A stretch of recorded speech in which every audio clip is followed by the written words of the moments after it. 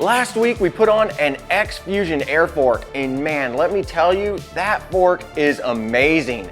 I got it dialed in and took it out to one of my local trails, and it is buttery smooth.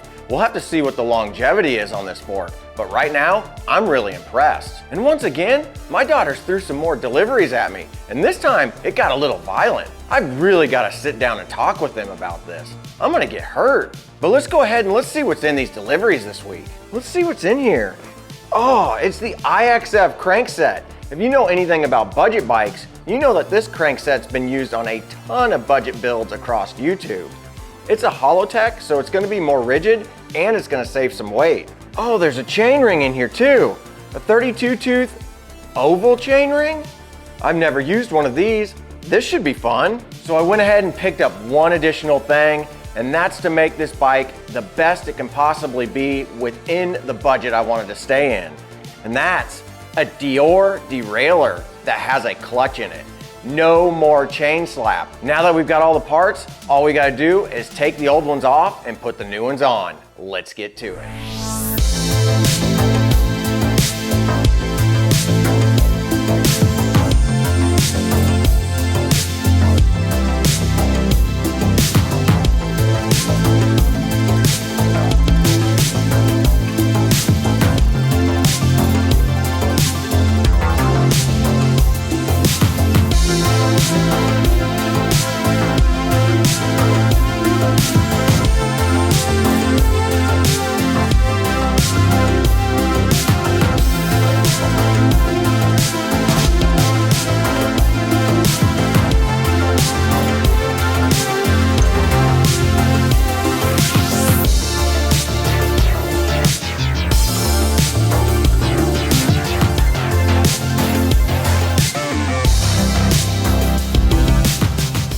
All right, so I got the crankset and the derailleur taken off, and man, I tell you what, I've taken this bike apart so many times, I think I could do it in my sleep. Now let's go ahead and put on the brand new parts and see how big of a difference it makes.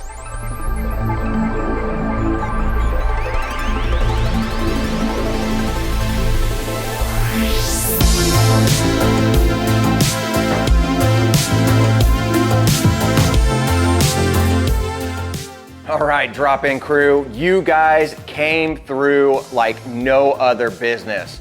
I asked last week for you guys to help me out and get me to 6,000 subscribers by the end of August, and you guys got me there in less than 24 hours after that video premiering. I am blown away and super stoked. Thank you so much to everybody who has subscribed. Let's go ahead and let's try to push it and see if we can get to 8,000 subscribers by the end of September.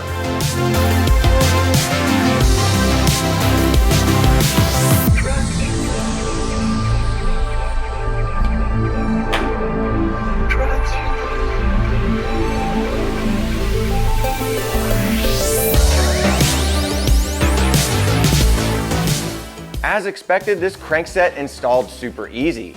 And the oval chainring looks pretty cool. I can't wait to try this out on the trail.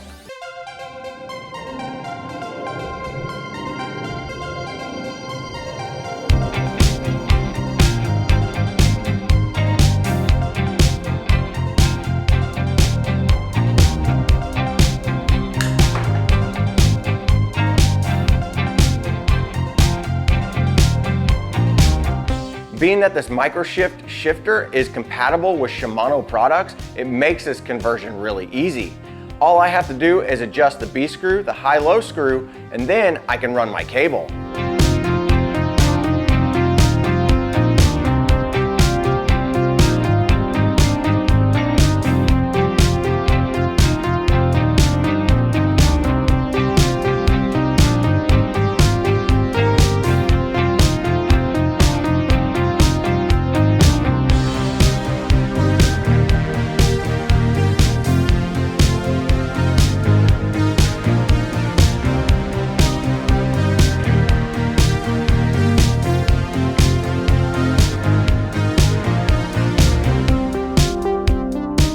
Let's go ahead and let's do a bounce test to see exactly what this rear derailleur can do.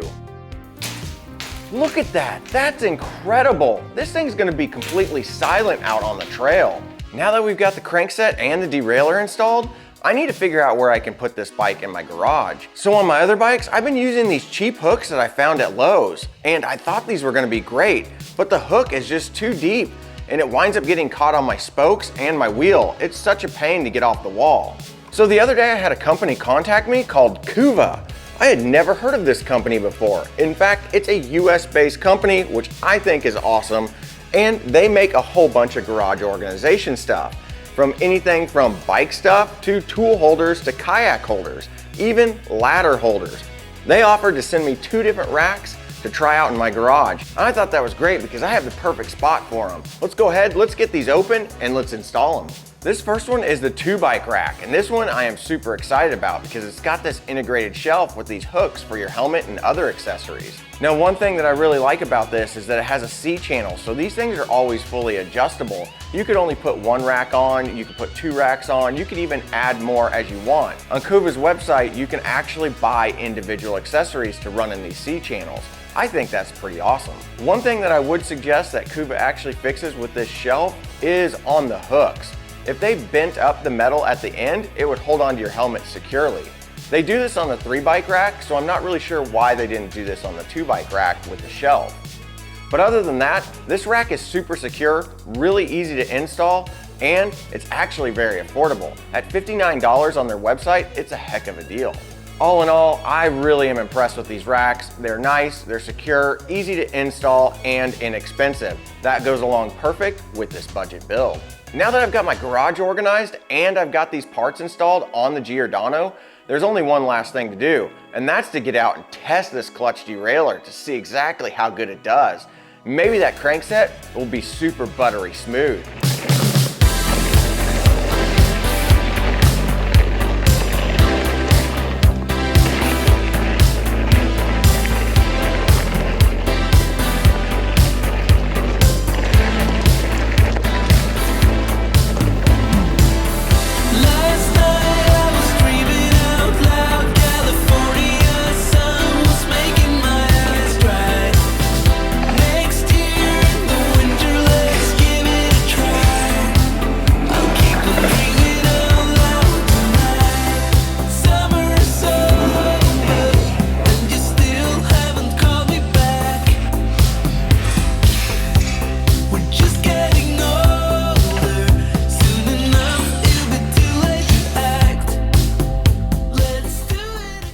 Tell you what, this crankset was really nice. The oval chainring, I don't notice much difference, but that clutch derailleur is where it's at.